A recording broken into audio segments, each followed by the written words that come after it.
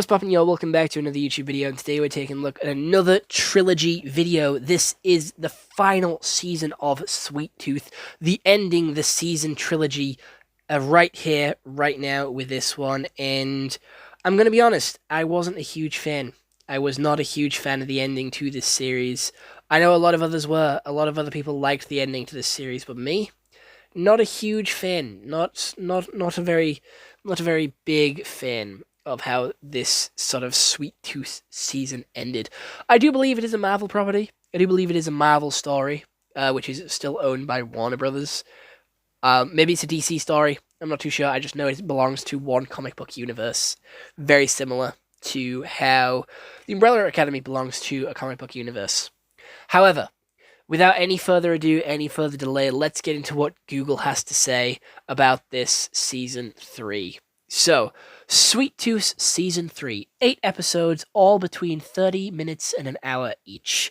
So, on a perilous adventure in a post-apocalyptic world, a boy who's half human, half deer searches for a new beginning with a gruff protector.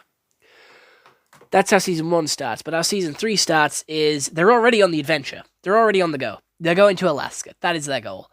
So they're heading to Alaska. They're traveling across. They get caught in an avalanche. They get caught by wolf children. They get caught in a storm. They get stuck on a beach because they missed the boat. They then meet up with a scientist as well. And they get split up from the pig girl and Bear because Big Man, the scientist, and Gus go on a boat. They get stuck on a bigger boat, and then they go out and make it to Alaska. And when they're in Alaska, they find their mum. They also find a goat guy, like an old goat person, the first ever hybrid.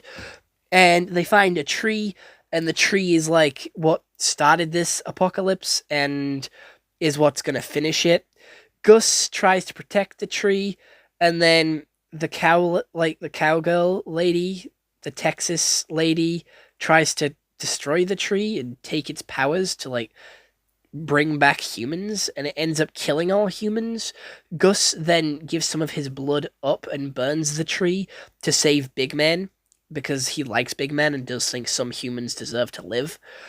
And then the season ends with the cowgirl dying, all of her men's changing to Gus's side, and all the humans do eventually die out, but that's just of natural causes. And they then live happily ever after back in Gus's sort of woodland area. They build a massive tree fort. He gets married to the pig girl, and the ending is just him telling the story of his life as a youngster.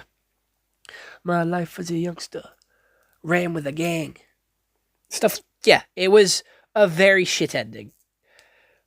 I did not like how the ending was just him retelling the story, and how the love that he had for the pig girl was literally just shoved in last second.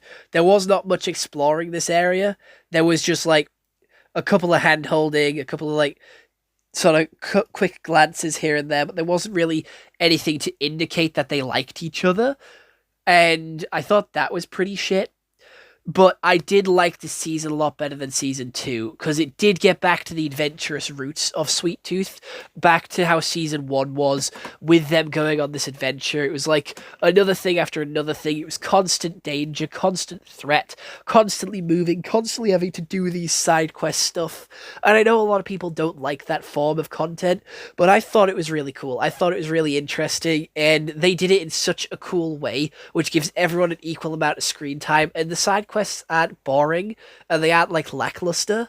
They're actually important and they're needed, so they all serve a purpose. It's not just oh, this happened and we have to go stop it. It's this happened because we needed to do this, and it caused the problem for us, and we now have to fix it. We have to face the consequences of our actions, and I like that.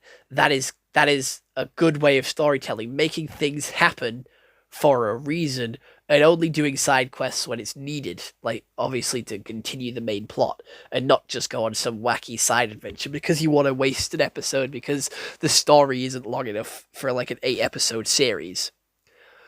So I think that obviously the CGI was a lot better this season, and the prosthetics was really good. I love the prosthetics, and it was really cool subtle details that when Gus got his antler back, it was taped back onto his head. You never see them do it, but from the rest of the show onwards, you see it taped to his head, which is really cool. Obviously, when he's older, the tape's not there because his antler obviously grew back, but just seeing that like extra bit of tape there is incredible. Like that it's the small details that make a show better.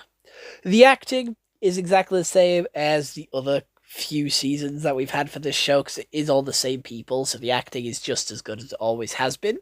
It's not dropped in quality, and the budget has seemed to go up because obviously the CGI has got better than it was last time. The CGI is absolutely incredible in this one, and definitely deserves some praise because it's a lot better than season 2. I feel like they got away with doing most of the prosthetics because the wolf children were wearing masks most of the time, and they didn't see any of the other like kids at all at the start of the thing. Like they were all like 5 seconds at the end, so they didn't have to do the prosthetics for that long, and they didn't have to do them for a long time, like every shoot that they had to do it. No, it's just like one scene at the end. Easily done that in one day. You don't have to go with all the prosthetics again. I don't know, I just felt like having them already start on the mission was a little bit iffy because they didn't start it at the end of the last one. They didn't even prep it. They just sort of did that off screen. And I would have liked a little bit of the first episode to be about them prepping, packing, getting ready to go say bye to the other children, and sort of telling them about the plan and what's going to happen and what their overall goal is. Because I don't remember hearing about the plan at all. They just sort of said, we're not sticking to the plan. We're not doing the plan right. The plan's going to have to change. And it's like, what plan? What plan did you even have to begin with? There was no plan. You completely missed the point. There's just no plan here at all. And I watched it all in one day. I bashed out all in one day. The first day it was out, I watched it all. Because it took me too long to watch the second season. Because I recently watched the second season. You can go check that out on the channel if you do want to. It's one of the more recent show reviews. But still, like, it's one of the more recent ones. So I wanted to get this one out as soon as possible whilst it's still fresh and in everyone's minds. So here it is. Here's me. I watched it. Ta-da. Am I gonna miss Sweet Tooth? Probably not. I'm gonna be honest. It took me that long to watch season 2, and season 2 wasn't that great anyway. Season 3 was decent, and season 1 is the best one by far. I didn't really like how it took a change to it being all scientific to magic. I thought that was really weak. Like with a magic tree and like spiritual energy and stuff. It was leading so much into like a science experiment thing in season 2 that I just expected it to be like a human created thing, or like when they tried to use this elixir of life, it turned everyone into animals. I thought that was such a better explanation than a magic tree in Alaska. That was such a cop out and such like a weak sort of story point. But I guess with everything else that they've been through, it kind of makes sense. I don't know. Again, we are hearing this story from Sweet Tooth's perspective, who was a child at the time of all this happening. So who knows? Maybe it could have been science-based, and the tree was just like how he saw it, and he didn't really understand it when he was there. I'm not too sure. That's just what I'm hoping for. But Sweet Tooth is no longer a thing. It's finished. No more seasons. That's it. It's over. Done. Kabooey. Poof, gone. And the final season, way better than the second one, so I have to give it a much higher rating, which I do believe it deserves a solid 7 out of 10. I feel like that's good for Sweet Tooth Season 2. Nothing too generous, nothing too sort of